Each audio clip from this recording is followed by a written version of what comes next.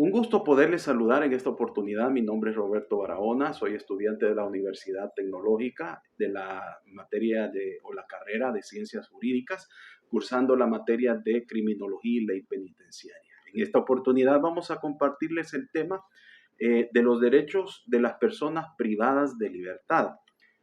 Para comenzar o de manera introductoria, quiero establecer que hay que tener en cuenta que la administración penitenciaria tiene a su cargo personas que han sido legítimamente privadas de libertad. Esto significa que son personas que fueron oídas y vencidas en juicio y se determinó sobre ellos una pena de detención por un cierto tiempo. Ahora, la retención debe de ser en condiciones de seguridad y debe de garantizar el goce de los derechos que a estos les asiste.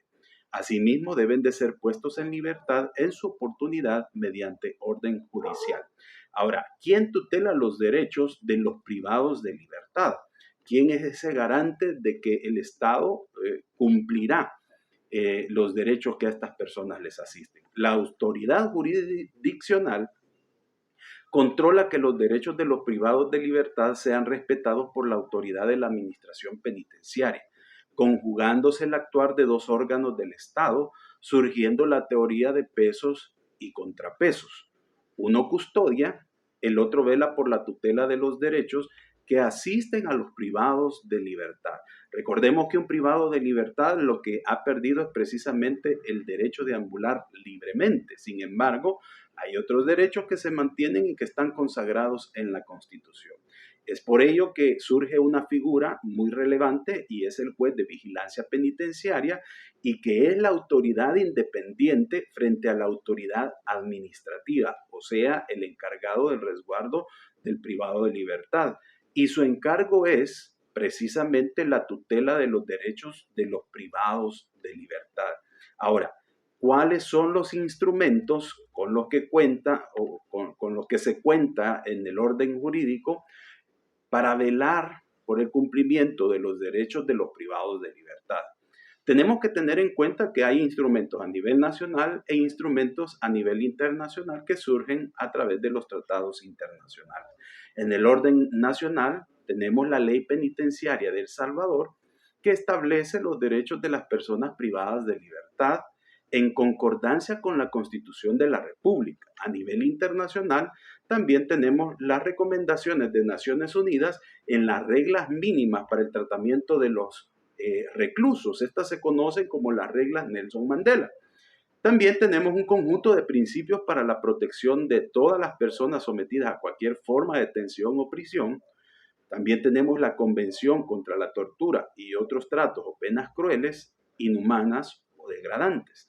También existen las reglas de Naciones Unidas para el tratamiento de reclusas y medidas no privativas de libertad para las mujeres delincuentes. También a estas se les conoce como las reglas de Van Gogh. Finalmente, podemos también mencionar los principios y buenas prácticas sobre la protección de las personas privadas de libertad en las Américas.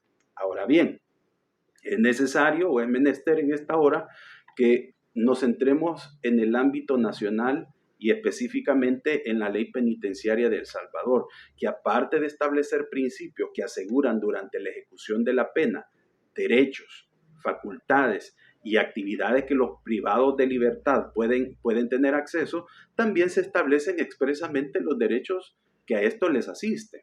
Por ejemplo, el artículo 9 específicamente habla de los derechos de los internos, que ahora se les conoce como los privados de libertad. Establece una lista de 14 derechos sin perjuicio de los derechos establecidos en la Constitución de la República. Y en este caso voy a mencionar o haré un extracto de esos 14 derechos que aparecen nombrados en la Ley Penitenciaria de El Salvador.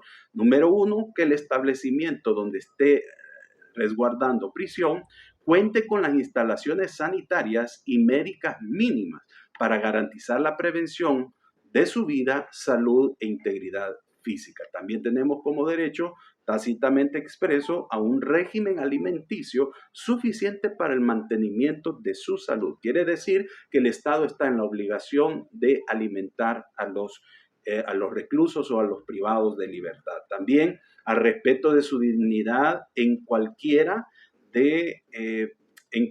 situación o actividad. también al respeto de sus costumbres personales dentro de los límites de las disposiciones reglamentarias. También otro derecho es a un trabajo rentable que no sea aflictivo, a la libertad ambulatoria dentro del centro de detención, sin más limitaciones que las propias del régimen que se le ha aplicando o que se le esté aplicando. También esto es muy importante porque la misma ley menciona que no va en detrimento de los derechos consagrados en la Constitución. Entonces tenemos que uno de los derechos también es a mantener sus relaciones familiares. Quiere decir que según hay un cierto régimen que permite las visitas, pero no solo queda ahí, sino que también a disponer dentro de los establecimientos de detención los locales adecuados y dignos para la realización de visitas familiares y o íntimas. Tenemos también a entrevistarse privadamente con el juez de vigilancia penitenciaria y de ejecución de la pena, el director del establecimiento, su defensor o cualquier otro profesional que le asista. Y finalmente, pues los demás que determine la misma ley y el reglamento penitenciario. Así que esto es todo concerniente a los derechos de los privados de libertad. Para mí ha sido un gusto poder compartir este tema con ustedes. Espero que haya sido satisfactorio. Nos vemos en una próxima.